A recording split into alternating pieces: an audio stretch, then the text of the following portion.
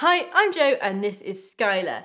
Now in this video, we're going to go over 10 handy tools and resources for use in your leatherwork.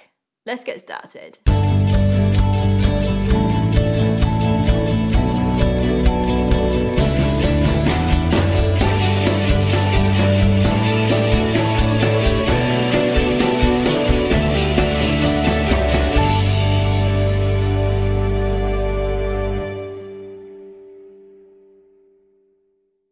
Okay, so number one is the old-fashioned notebook. So I am the sort of person that keeps a notebook with me a lot of the time.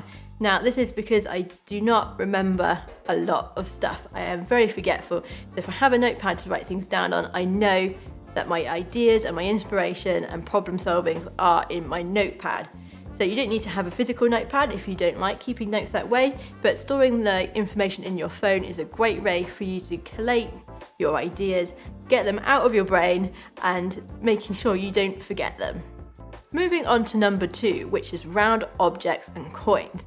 Now you will see in my videos that I use an array of these for use on my leatherwork, whether it be for drawing on a rounded corner or for some guides when I am stitch marking. Rounded objects are great to have in the workshop and you can use anything that's rounded with a smooth edge. So I use coins, I use my pattern weights and I use old spools of thread as well.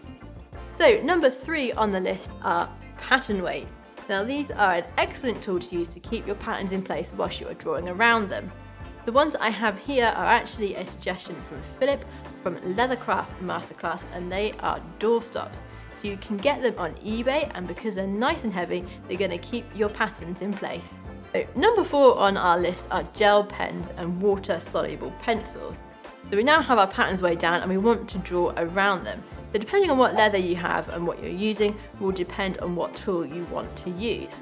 So for a smooth veg tan hide, then a scratch awl is ideal, but if you're using a textured hide or a chrome tan hide, you might want to use something else. So this is where the gel pens come in. Specifically, I like to use the silver and gold colours as they are going to show up really well on your leather once you've drawn around your patterns. Now if you're doing something like quilting or you want to draw a pattern onto your leather, you're going to want to use something that you can rub away afterwards. This is where the water soluble pencil comes into it.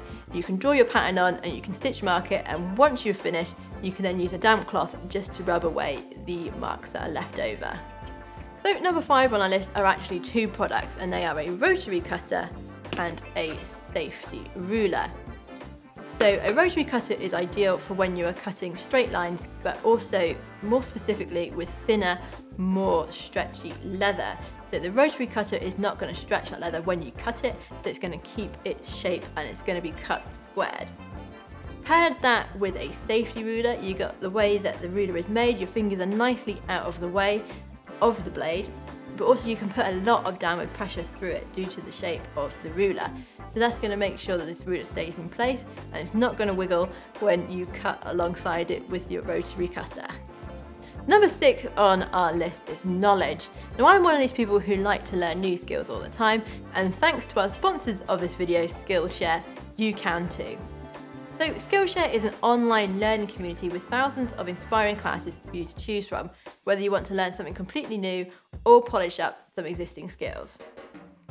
They have classes in photography, web design and illustration to name a few. So if you're ready to launch your new leathercraft business into the world with a slick new website that you've built, a logo that you've created yourself and some awesome product photos to show off your leatherwork in all its glory, there is a class for you.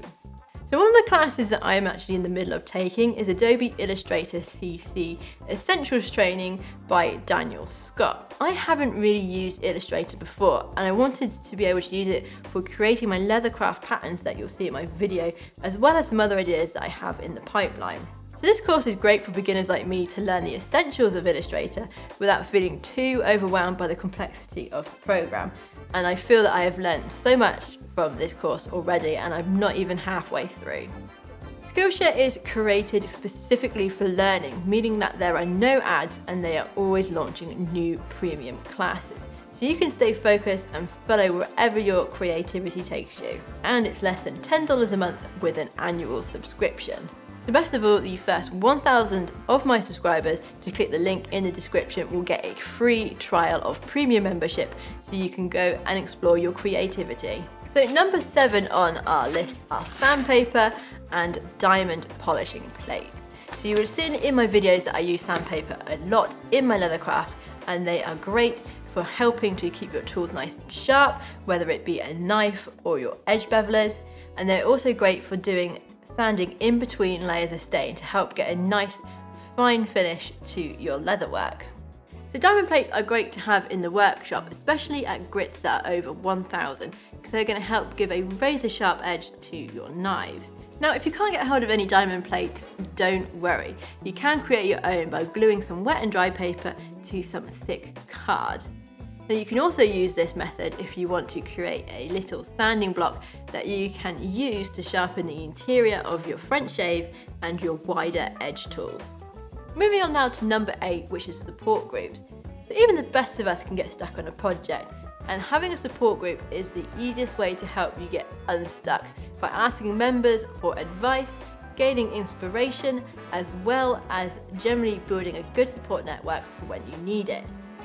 So these support groups can be anything from Facebook groups to forums like the up-and-coming Leathercrafters forum for Metropolitan Leather, or our Discord channel where you can ask members for help and advice when needed.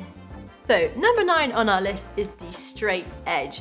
So my one here is 185 centimeters long, or 72 inches.